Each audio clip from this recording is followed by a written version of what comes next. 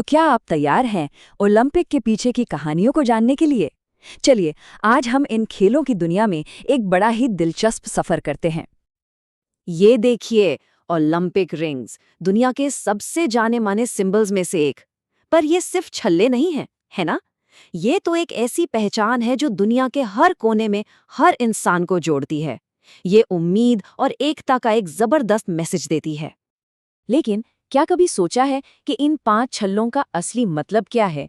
इनका राज क्या है? आज हम इसी रहस्य से पर्दा उठाने वाले हैं। तो चलिए, सबसे पहले ओलंपिक की उस बुनियाद को समझते हैं, वो आइडिया जो इसे सिर्फ एक खेल से कहीं कहीं ज्यादा बड़ा बना देता है। तो जवाब ये है कि ये 5 छल्ले दुनिया के 5 बसे हुए महाद्वीपों को दिखाते हैं। सोचिए, अफ्रीका, अमेरिका, एशिया, यूरोप और ओशिनिया, सब के सब ओलंपिक की भावना से एक साथ जुड़े हुए। कमाल है ना? और इस पूरे शानदार आइडिया के पीछे एक ही इंसान का हाथ था, पिएरे डी कोबर्टिन। इन्हें मॉडर्न ओलंपिक का फादर भी कहा जाता है। इन्होंने ही 1896 में इन खेलों को आप कह सकते हैं एक तरह से दोबारा जिंदा किया और 1913 में ये आइकॉनिक झंडा भी डिजाइन किया।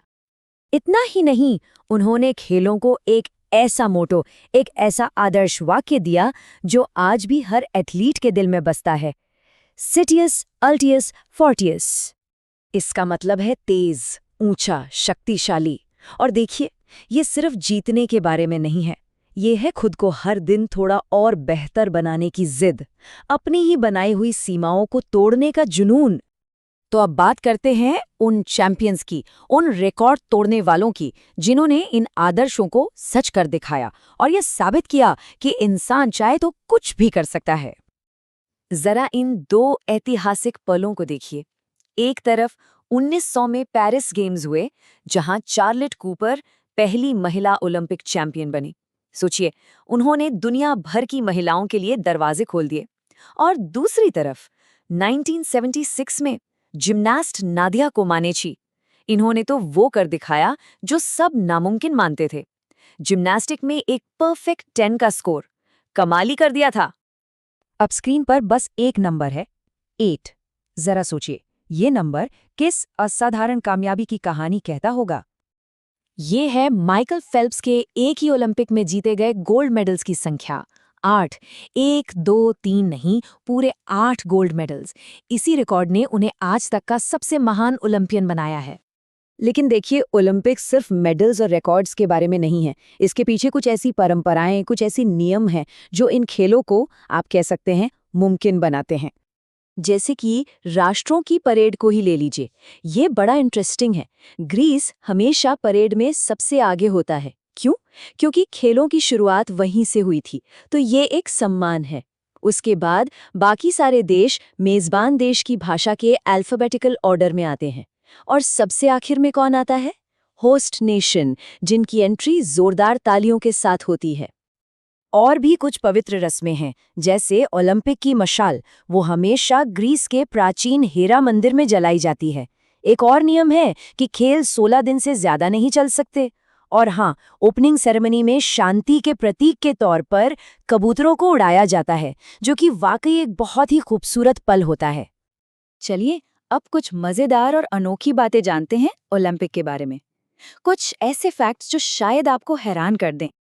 पहला सवाल, क्या ओलंपिक के गोल्ड मेडल सच में असली सोने के बने होते हैं? क्या लगता है?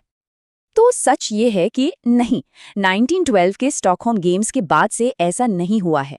आज जो गोल्ड मेडल हम देखते हैं वो असल में ज्यादातर चांदी के बने होते हैं। उन पर बस सोने की एक परत चढ़ाई जाती है। है ना हैरानी की बात? अच्छा, एक और सवाल, क्या दुनिया में कोई ऐसा शहर है जिसने समर और विंटर दोनों ओलंपिक की मेजबानी की हो? जी हाँ, एक शहर है और वो है बीजिंग। ये एक ऐसा अनोखा गौरव है जो सिर्फ बीजिंग के पास है। तो देखिए, रिकॉर्ड्स बनते हैं, टूटते हैं, फैक्ट्स आते जाते रहते हैं, लेकिन ओलंपिक की जो विरासत है वो मशाल की तरह हमेशा आगे बढ़ती रहती है, एक पीढ़ी से दूसरी पीढ़ी को प्रेरणा देते हुए। और ये मशाल रुकने वाली नहीं है। देखिए, भविष्य में ये खेल 2024 में पेरिस, फिर 2028 में लॉस एंजल्स और 2032 में ब्रिस्बेन तक जाएंगे। ये दिखाता है कि ये खेल लगातार आगे बढ़ रहे हैं। और ये सफ़र हमें एक आखिरी और सबसे बड़े सवाल पर लाकर छोड़ता है। 1 सदी से भी ज्यादा का वक्त बीत चुका है, दुनिया कितनी बदल गई है। तो आज के समय में इस ओलंपिक भावना का असली मतलब क्या है? ये एक ऐसा सवाल है जिस पर हम सभी को जरूर सोचना चाहिए।